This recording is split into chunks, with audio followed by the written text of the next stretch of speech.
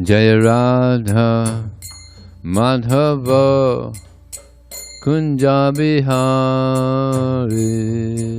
Radha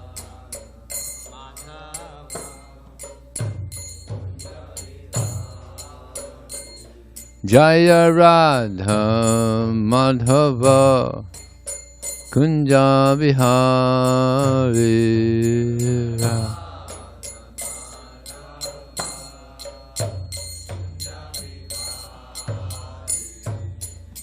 Gopijana Vallabha Girivanodari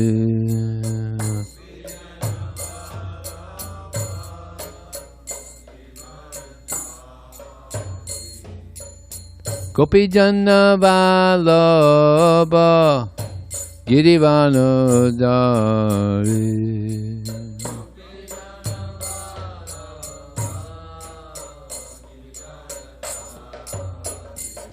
Jaya Radha Madhava Kunja Bihari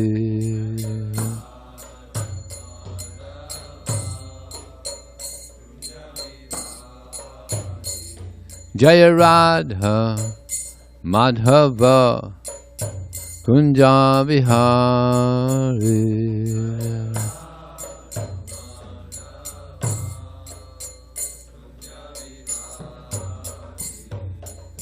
Gopijana Vallabha Girivanodari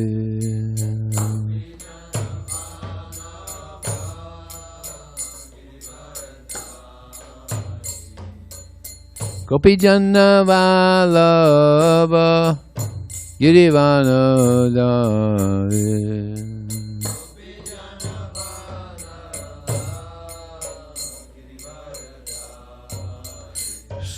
Soranandana Pratijana Ranjana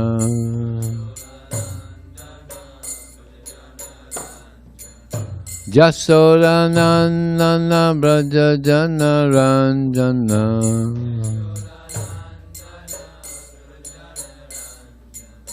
Jamuna Tira Vanachari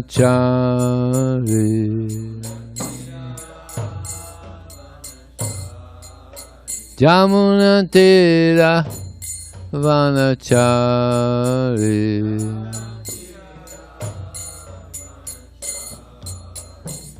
Jaya Radha Madhava Kunja Bihari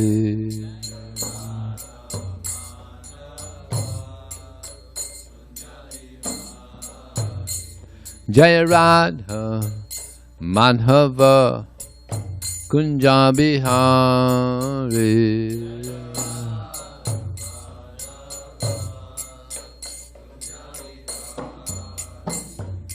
Gopijana Vallabha Girivanodari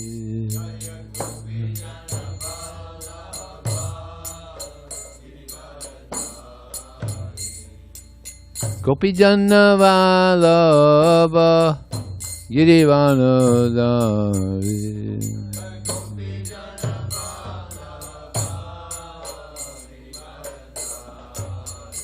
Soranandana Pratijana Ranjana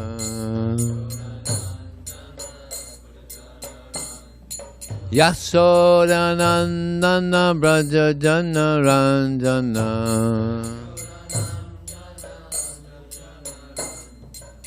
Jamuna Tira Vanachari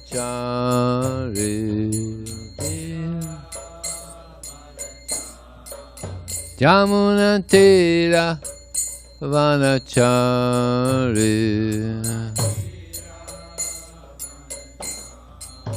Jamuna Tira Vanachari Jamuna Tira Vanachari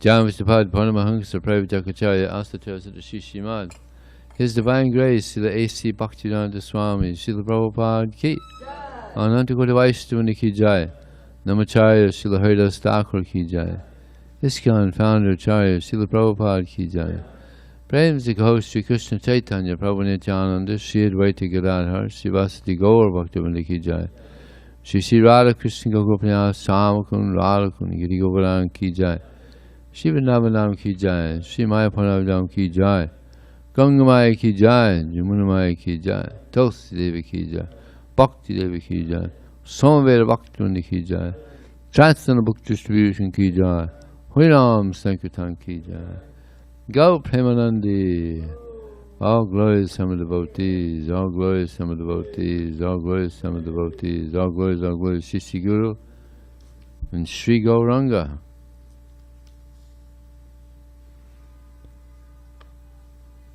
Om Namo Bhagavate Vasudevaya. Om Namo Bhagavate Vasudevaya. Om Namo Bhagavate Vasudevaya. So this morning reading from the Srimad Bhagavatam, Canto 5, Chapter 3, Rishabhadev's appearance. And today we're on text number 16, and we're going to read 17 also. So Dravida, you're on.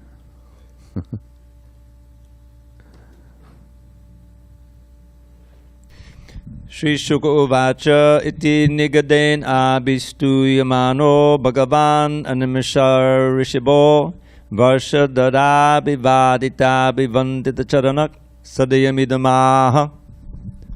Translation. Sri Sukadeva Goswami said the priests who were even worshipped by King Nabi, the emperor of Bharadvarsh, offered prayers in prose. Generally, they were in poetry, and bowed down at the Lord's lotus feet. The Lord of Lords, the ruler of the demigods, was very pleased with them, and they began to speak as follows. Beautiful. Shri Bhagavan Vacha Oho Bataham Mishayo Bhavadvidavitata Bhi Vadamasulabhamabhyachito Yad Anamushyatmajo Maya Sadrisho Bhuyad Iti Mamaham Eva Birupaha Kaivalyad Atapi Brahmavado Namasha Bhavitum Arhati Mama Eva Himukam Yad Vijadeva Kulam. Very nice. Shri Bhagavan Uvacha, the Supreme Personality of Godhead said, Oho, alas, Bhata, certainly I am pleased. Aham, I, Risaya, O great sages, Bhavadibi, by you, Abhitaha Girbi, whose words are all true.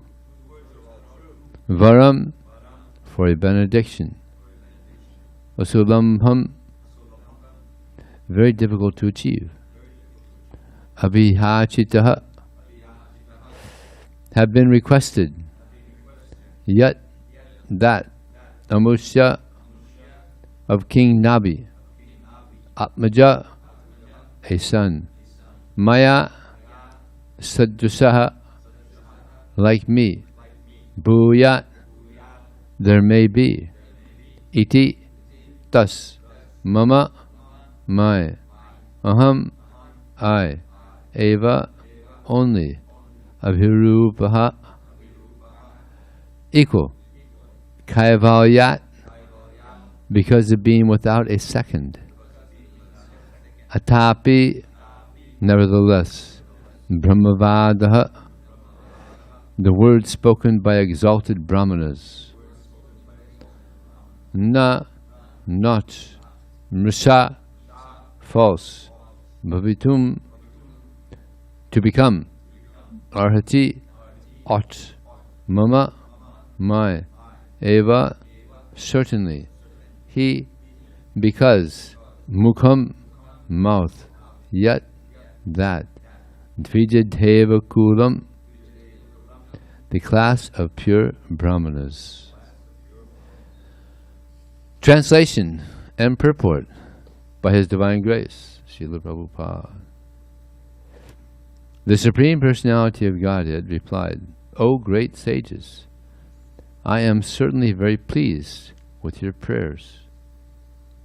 You are all truthful. You have prayed for the benediction of a son like me for King Nabi, but this is very difficult to obtain. Since I am the Supreme Person without a second, and since no one is equal to me, another personality like me is not possible to find. In any case, because you are all qualified Brahmanas, your vibrations should not prove untrue. I consider the Brahmanas who are well qualified with the miracle qualities to be as good as my own mouth. Purport. The word avita girbihi means they whose spoken vibrations cannot be nullified. The Brahmanas, Dvija, twice born, are given a chance by the Shastric regulations to become almost as powerful as the Supreme Lord. Whatever a Brahmana speaks cannot be nullified or changed in any circumstance. According to the Vedic injunctions, a Brahmana is the mouth of the Supreme Personality of Godhead. Therefore, in all rituals, a Brahmana is offered food, Brahmana Bhojana.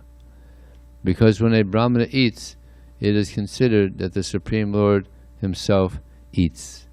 Similarly, whatever a Brahmana speaks cannot be changed. It must act.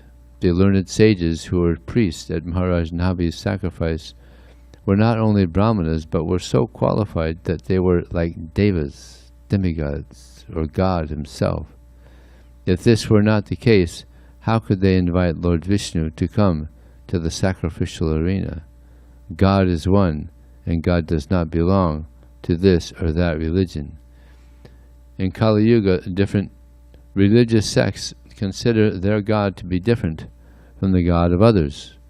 But that is not possible. God is one, and He is appreciated according to different angles of vision.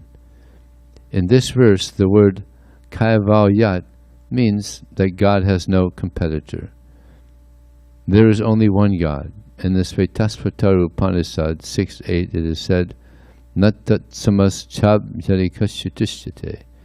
No one is found to be equal to Him or greater than Him. That is the definition of God. Om Jnanatamarandasya Giranjana Salakaya Chakshramalitam Jena Tasmai Sri Gurave Namaha Mukham Gurudavachalam Bhangam Langayate Grim Yat Kripa Taraham Bande Sri Gurum Dinataranam Vanchakalpatubhyascha Kripa Sindhu Devacha Patitanam Pavanebhyo Vaishnavebhyo Namo Namaha Jaya Shri Krishna Chaitanya Prabhu Nityananda Shri Advaita Giradhar Srivasadi Gaur Bhaktavinda Hare Krishna, Krishna Krishna, Hare Hare, Hare Ram, Ram Ram, Hare Hare.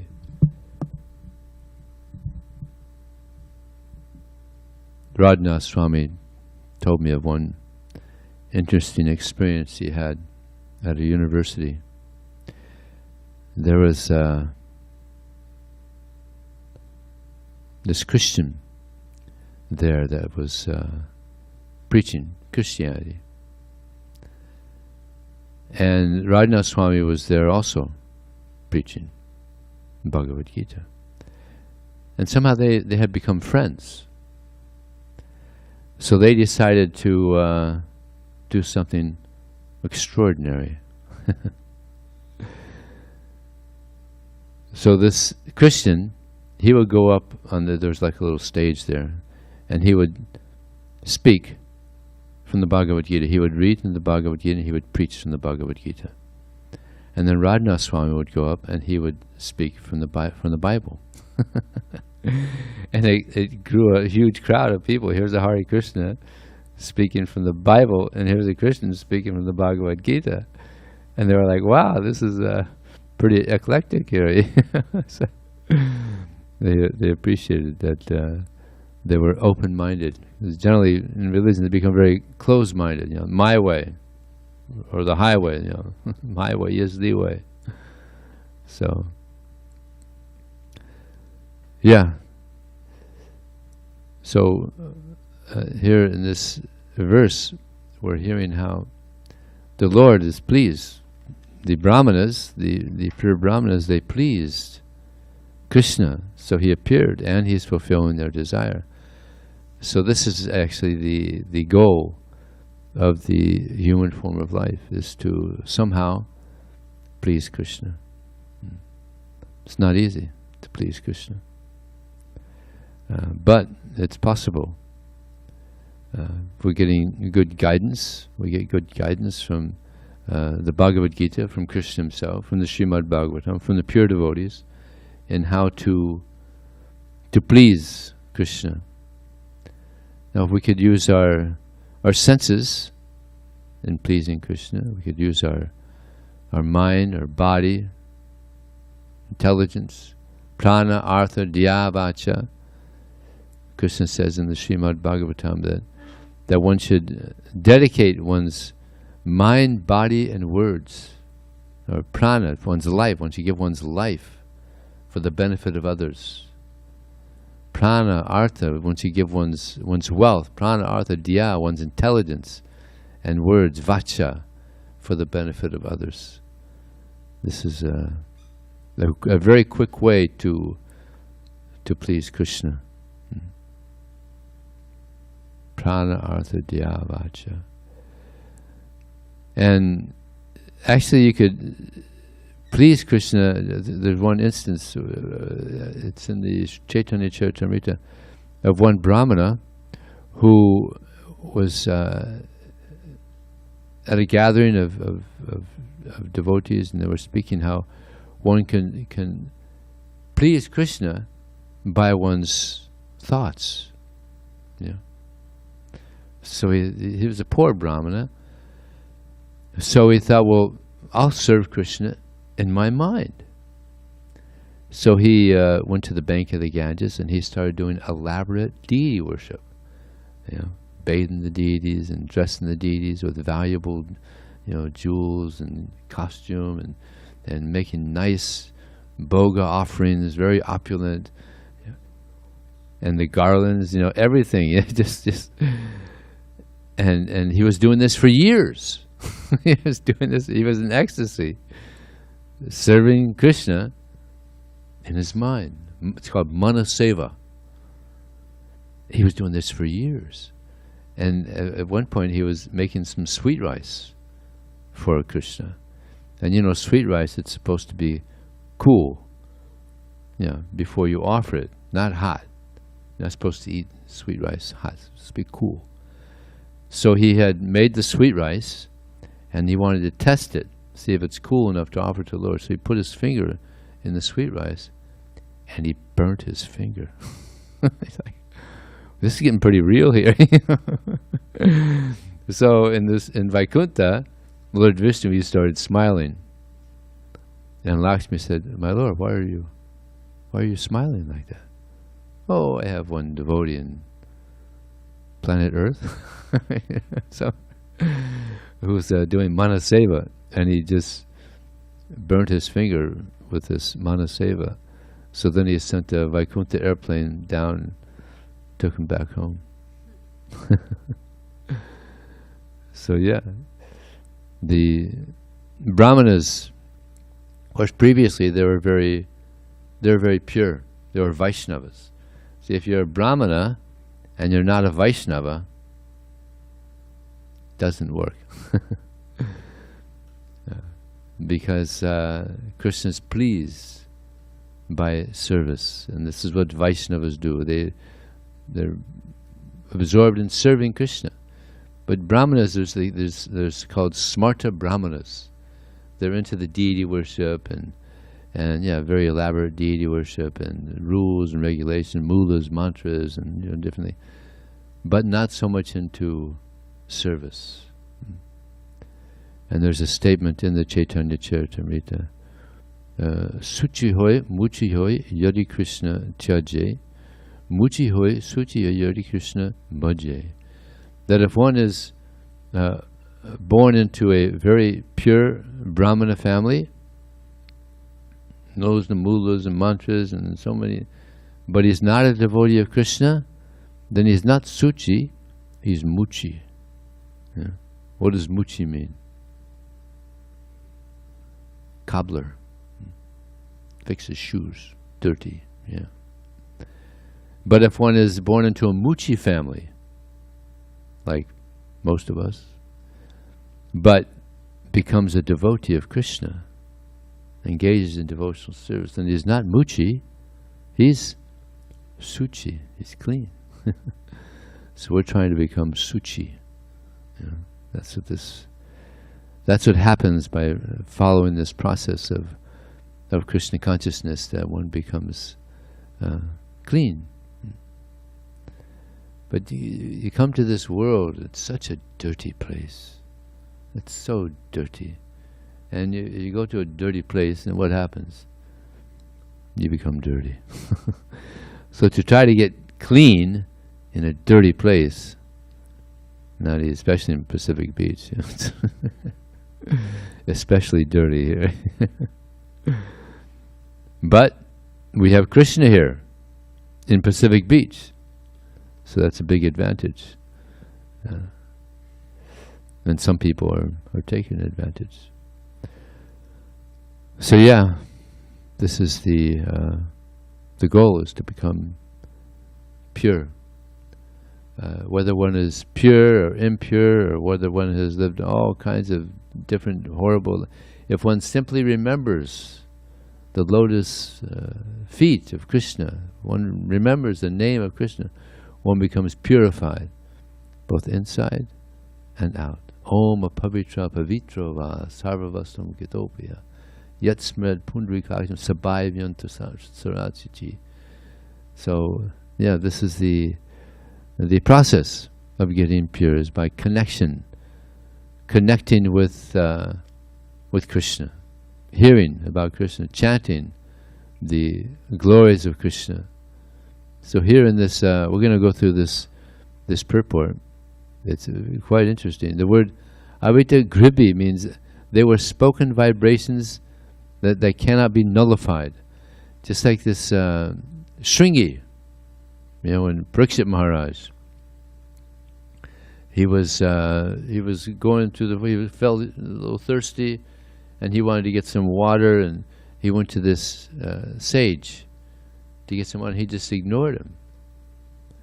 He didn't know he was some samadhi, so he put this snake around him. And then some boys saw this, and they went to Shringi, said, "Hey, this person put a snake around your father's neck." You know? And he became so upset that he cursed him to die in 7 days. So this is the power. Here it's mentioned that the vibration cannot be nullified.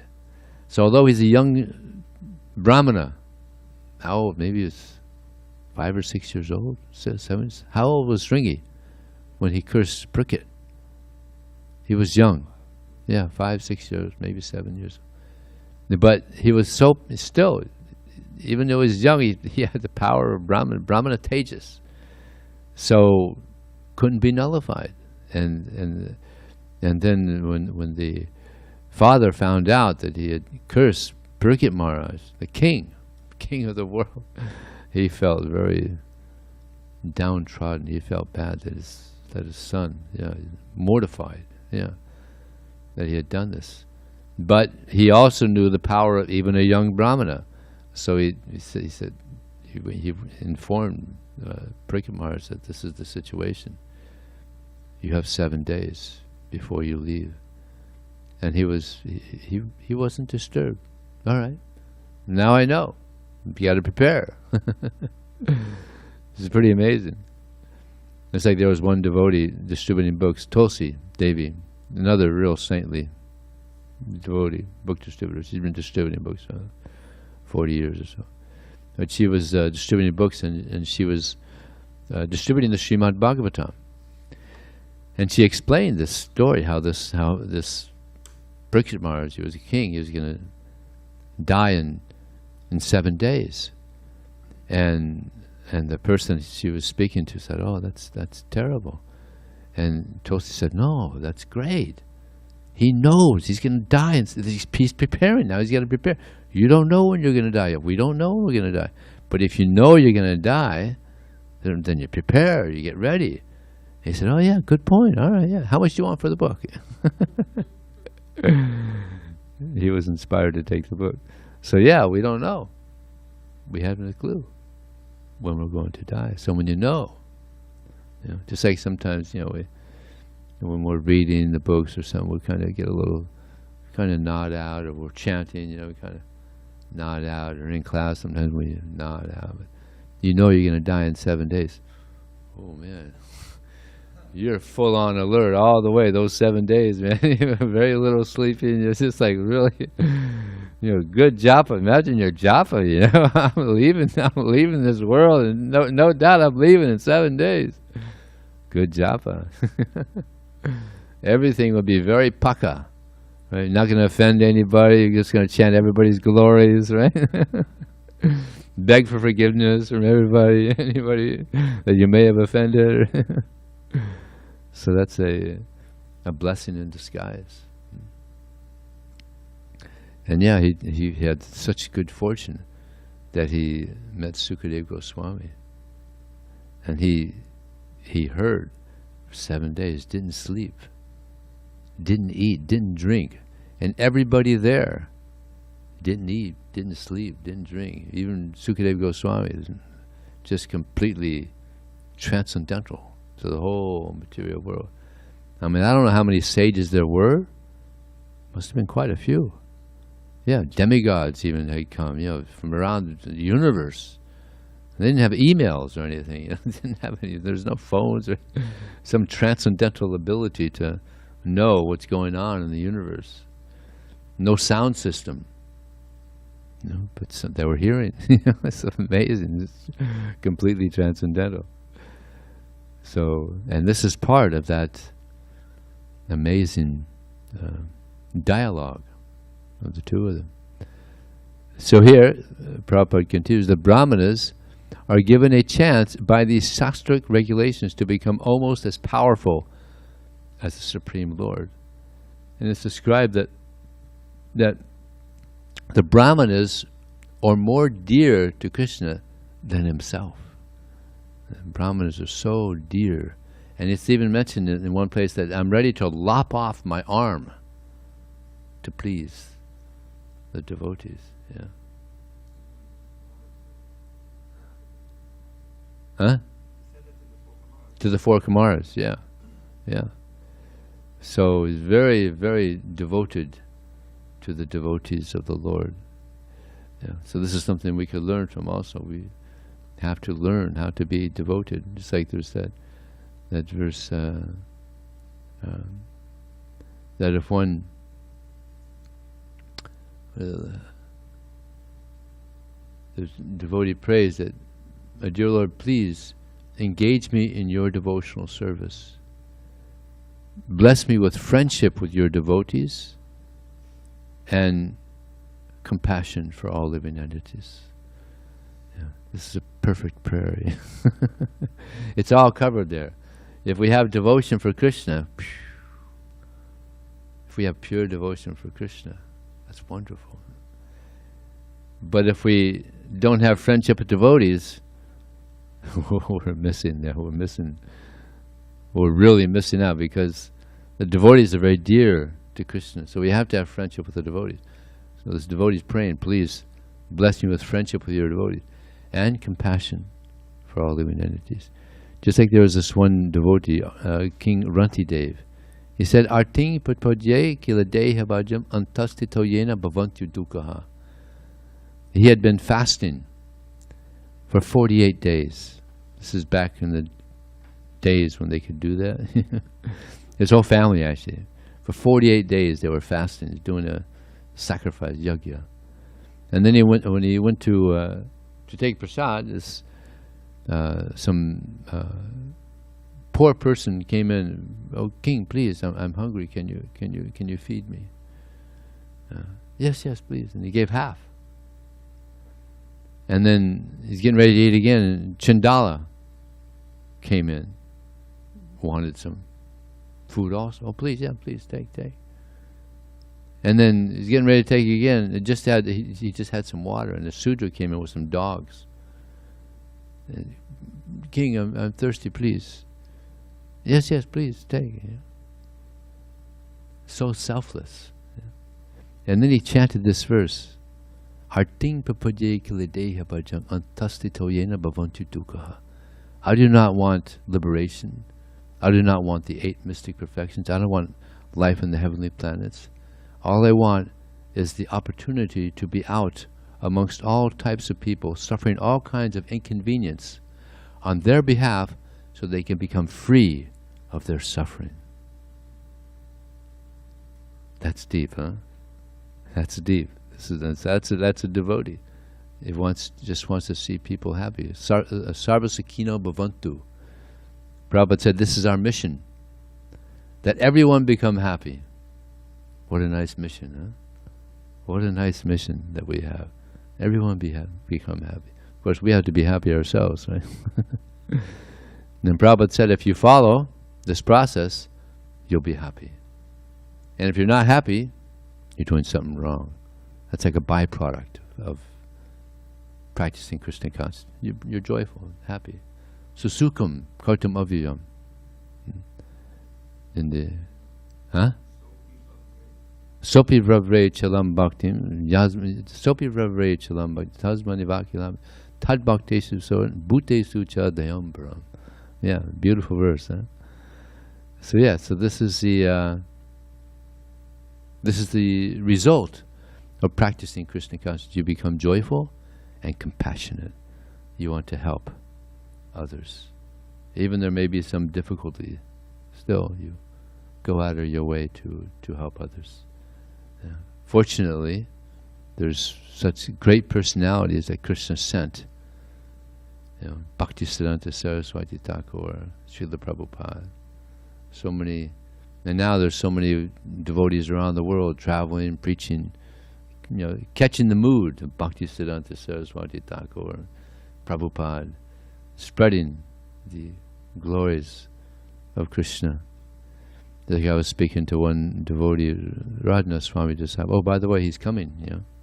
He'll be here within a week or two, something like that. Yeah. Yeah. Ravi's going to get initiation. What's that?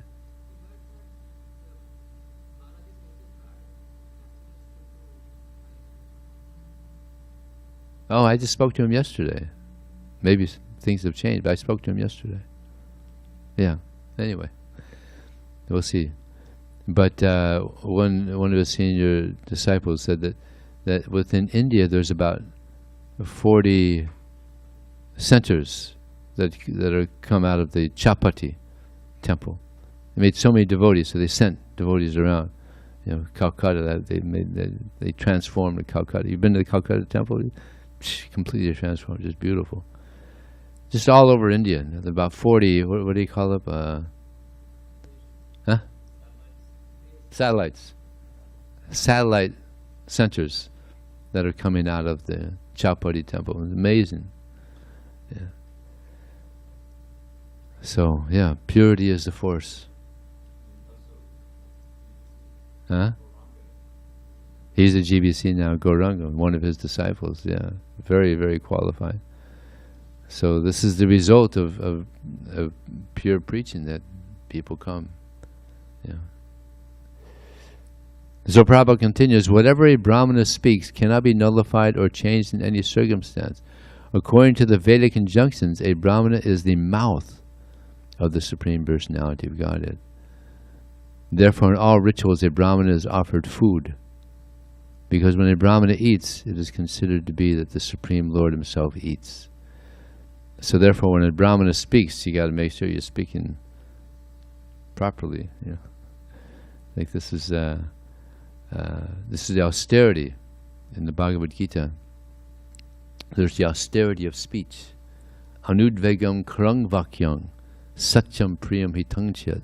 Swadyam yasuram chaiva. Vanmayam tapushi. There are 5 austerities of speech. First one is speak that which is not agitating to others. Sometimes someone might say something to us and we want to, say something back to them. Some harshly also. But no. Control the tongue. Better to control the tongue. It's like someone might say something to us, but better than protesting or retaliating is tolerate. Then we grow spiritually. So anudvegam karan vakyam, satyam, to speak that which is truthful. It's not easy to speak the truth in Kali-yuga. It's like there's one devotee who's famous for never telling a lie. Yudhisthira. So you have this one person that's famous for never telling a lie. Doesn't say much for everybody else. Especially in Kali-yuga. Huh? Oh, right. Yeah, Krishna, because Dronacharya, he was such a powerful warrior. He was just killing mass, and no one knew what to do. And he was on the other side. He was not on Krishna's side. He was on the Kuru's side. So Krishna said, "Oh, I know what to do," because he took a vow that I'll only stop fighting when I hear that my son Ashvatthama is dead. But he was killing so many warriors. So Krishna, he told Yudhisthira, you go tell him that Ashvatthama is dead. Because Yudhisthira is the most honest, so he's going to believe him. So he hesitated. How can I tell a lie? So before that, his chariot wasn't touching the ground. But as soon as he hesitated, his chariot, he's like a demigod, his chariot. And it's even described he had to see hell because he didn't lie. It's amazing. Someone might say, well, come on, what kind of God is this? God is telling the most honest person to lie, and then, he's got to go see hell because he didn't lie. I mean, what kind of God is this, But God, he's absolute. Whatever he desires, whatever he does, it's good. It's all good. And why? You think about why would he do that? Because the Pandavas were the most righteous on the planet, were fighting against the most unrighteous, Duryodhana and company. So he wanted the Pandavas to win, and it didn't look good, the way things were going. So Yudhisthira went to him, to Dronacharya, and said to him, Ashvatthama, the elephant, is dead. There's an elephant that had died. So I actually didn't lie, to tell the truth. There was an elephant named Ashvatthama. Very different. That he said, okay, I'll say it. And he said, Ashvatthama, the elephant, is dead. But while he was saying the elephant, Krishna arranged for everyone to blow the conch shells to drown that out. So all he heard was Ashvatthama is dead. Oh, that's another. Yeah. That's okay. So on his side, he told the truth, because Ashvatthama the elephant really was dead, but he came out as well. Okay. So to be truthful is very important. So satyam priyam, to speak that which is pleasing. It's like sometimes when we're preaching, like this amazing pastime of Prabhupada, when he was preaching to to Giriraj's parents.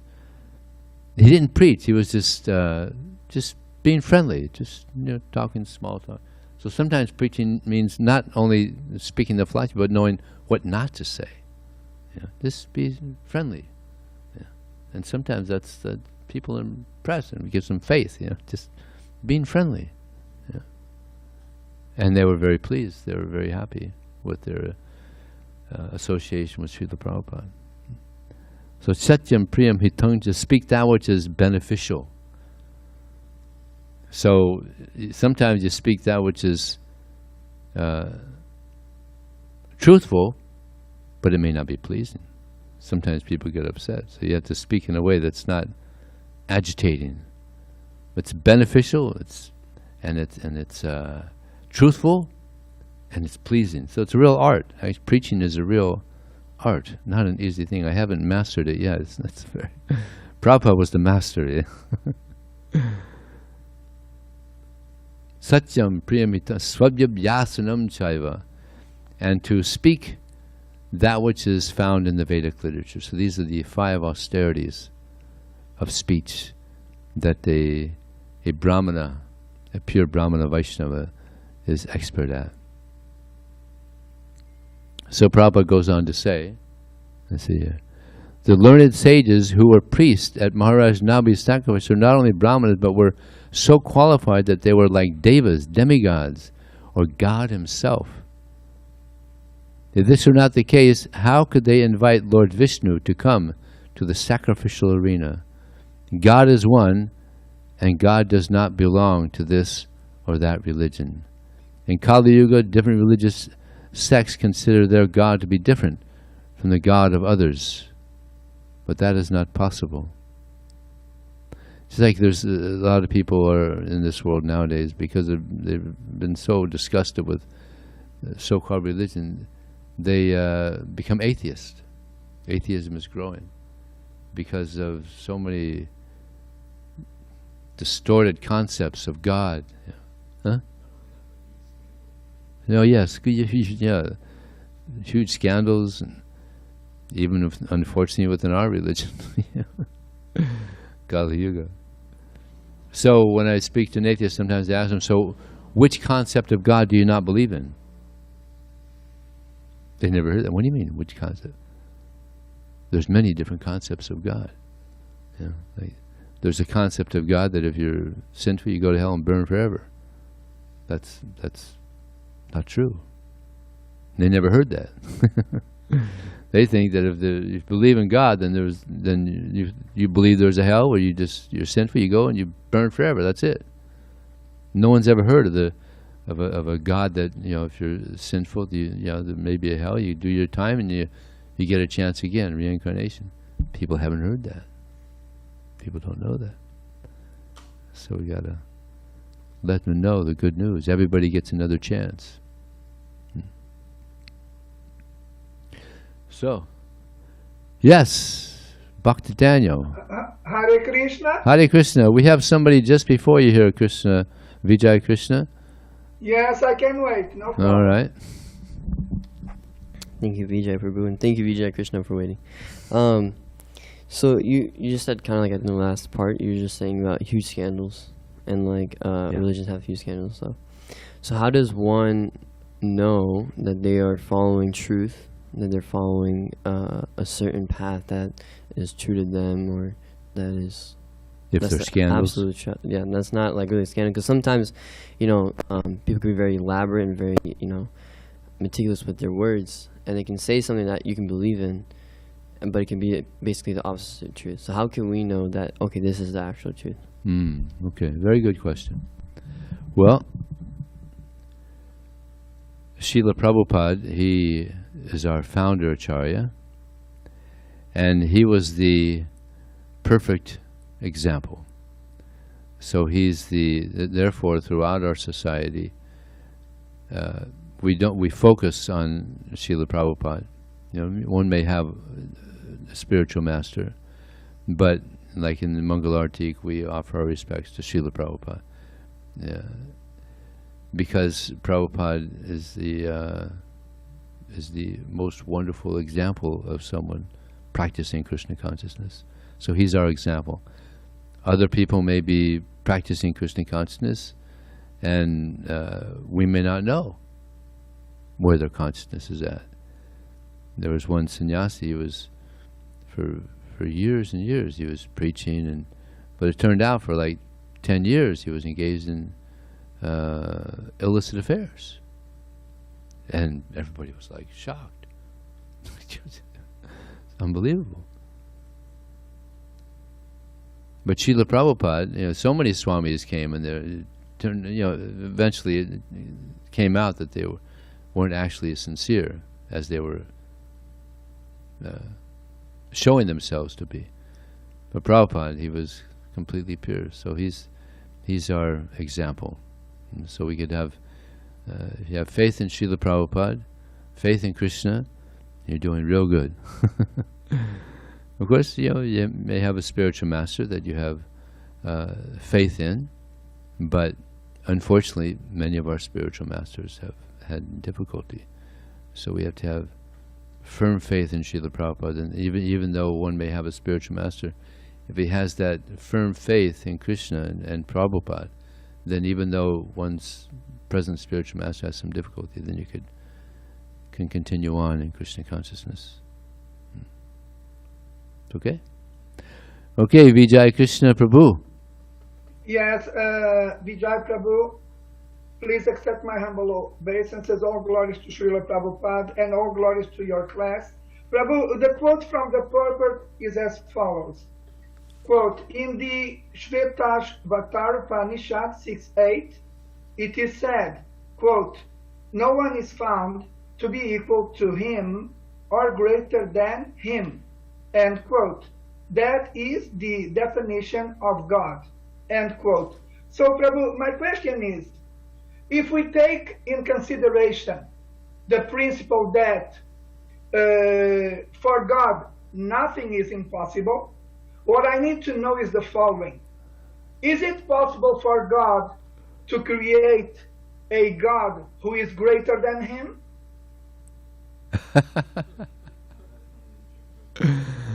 Dravida said, oh, this is one of those trick questions. Dravida has something to say. He's used to trick questions, so he has something for you. That's, the Prabhupada would sometimes deal with that, because it said that Krishna, he's so great that he doesn't even know how great he is.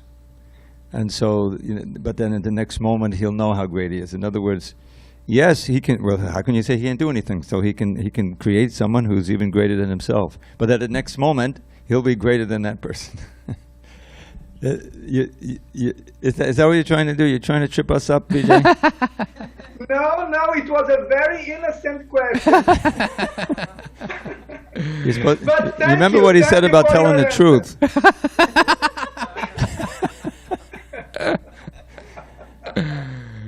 You gotta be truthful, Vijay Krishna. Sorry? You have to be truthful.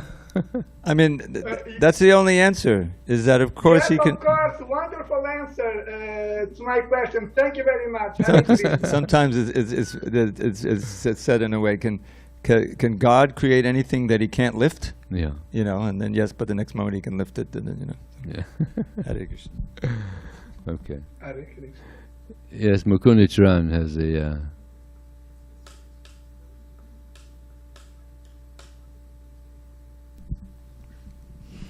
I wanted to ask about this, the aspect of the brahmanas, when a brahmana eats, then the brahmana is eating on behalf of the Lord.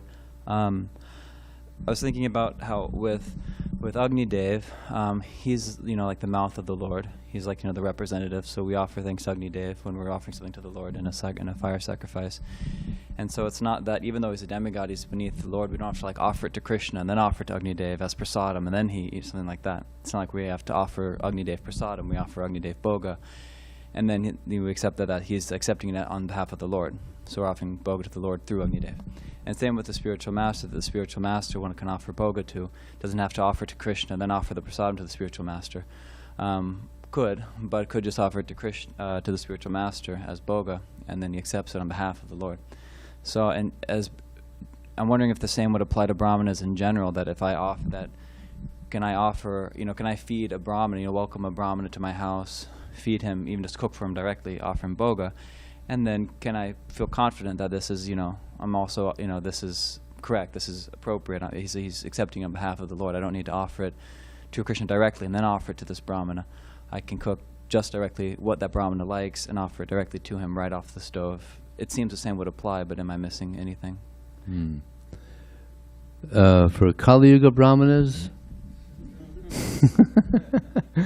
better offer to Krishna. But in previous ages, the brahmanas were actually really, like they're Vaishnava brahmanas, they were pure. So they would, they themselves, if they knew it was boga, they would first offer it to Krishna, then they would, take it themselves. But in this age, it's questionable whether.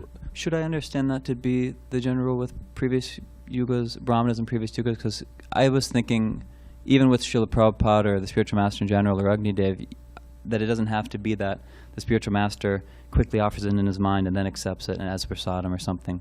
That it doesn't have to be a mental. That when one is offering or accepting bhog on behalf of the Supreme Lord, then one doesn't have to then like mentally offer it really quick. Like check with the person who's offering it: is this bhog or prasadam? Should I mentally offer it or not? It's that he's accepting on behalf of the Lord, and he doesn't need to do a mental offering. So I guess just offering it to the brahmana. Yeah. Yeah. Yeah. I think all the disciples. I think they said that. Now, would Javita has something to say? I'm just wondering if brahmanas is a different thing. If brahmanas would, though, when they're eating on behalf of the Lord, if they're always mentally offering it, first discerning is this bhog or prasadam, and then offering it to Krishna mentally really quickly before they accept it, if that is the case, or if that's something that's optional but not necessary. It reminds me of the wider example where when the spiritual master receives Guru Puja, that and I think Bhaktisiddhanta Saraswati is also saying, well, people are going to think, what kind of a big animal is he? He's receiving all this. But the idea is that he's going to Krishna. He himself is taking those offerings, that glorification, and giving it to Krishna. And so it's not an act of hubris or pride. That it's a necessary function for the health of the disciples that they offer Guru Puja. But on his side, the Guru's side, he's taking all that glorification and giving it to Krishna. So it's similar to. So when someone offers, let's say, like he made a good point, when someone offers like bhoga to Prabhupada, and Prabhupada within his mind, he's offering it to Krishna before he eats, or is it just? It's just offered to Prabhupada and Krishna accepts it, or how's this? I've never read how Prabhupada is thinking. But Well, leave it on. That he's taking it as prasadam, that this is food offered to Krishna. Whether he himself is doing it in his mind beforehand, but he's feeling that it's offered to Krishna in the sense that sakshat jadidpena samasta shastra, that the spiritual master is for the disciples, he's as good as the Lord. He receives the offerings and it's given to the Lord. So I feel that Prabhupada felt that he was taking Krishna prasada there. He's not just taking. But it was boga when they offered it to him. It's boga. Yeah.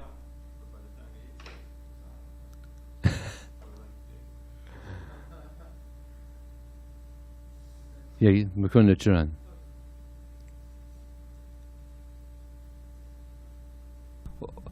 Well, I don't know if I'll be able to say this clearly. I guess what I was thinking is that, of course, in the position of any of these, personalities who are representing Krishna, being the mouth of Krishna, then if they, to the degree they actually are, then Krishna is accepting it, and it's fine, it's pure. And so if I'm accepting this, knowing this is an offering to Krishna, and I'm being his representative, and if I actually am being his representative, then it actually is acceptable that way. And I was thinking of it as if I'm serving my spiritual master, and then like there may be an instance like there actually, like I'm serving my spiritual master, and of course one doesn't take prasadam, doesn't eat before one's spiritual master, but in certain circumstances, my spiritual master had me I'm going to be driving, so and he's going to be giving class, and so you go take prasadam before everybody else, for me and for everybody else. So I go take prasadam, then he takes prasadam, then everybody else takes prasadam. So as soon as he's done, then I'm packing and ready to go, and then we're done.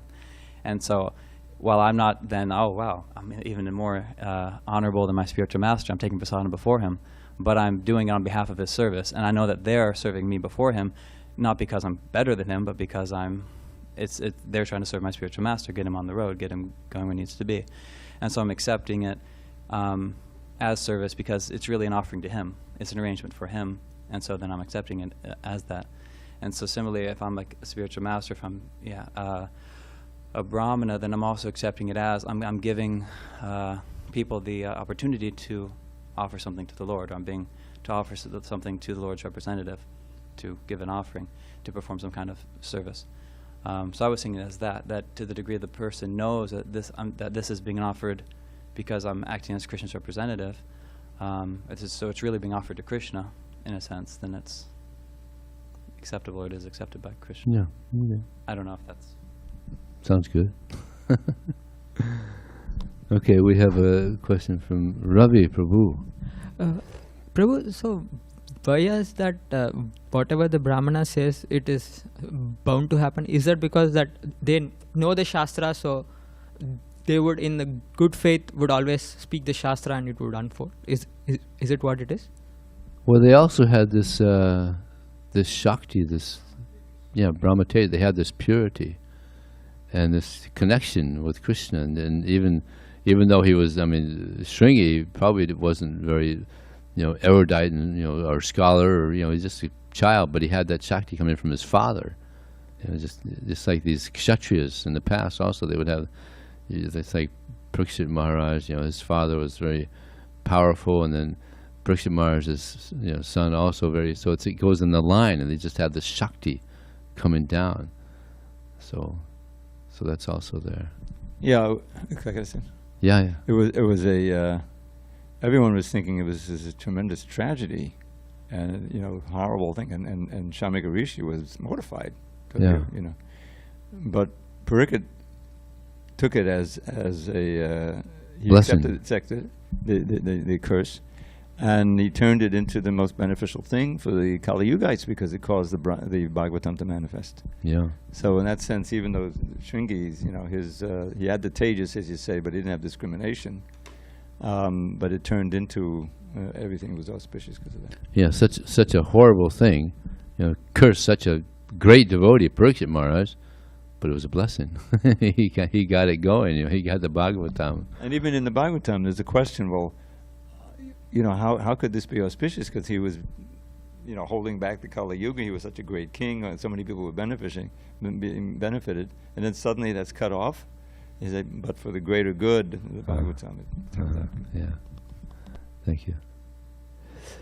Okay, Srila Prabhupada ki